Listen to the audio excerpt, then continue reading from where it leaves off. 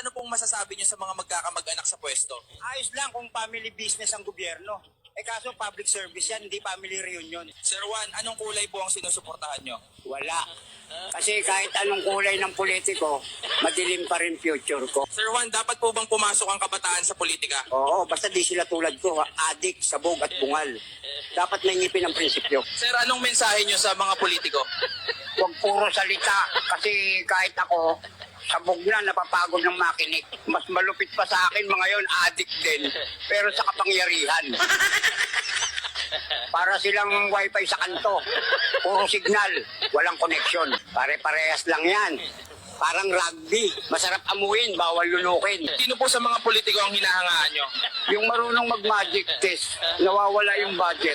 Pero ang yaman, lumilitaw. Sir Juan, dapat po bang mangutang ang gobyerno? Pwede, pero wag yung tipong apo mo na magbabayad, hindi pa nga pinapanganak. Sir, bumoboto po ba kayo?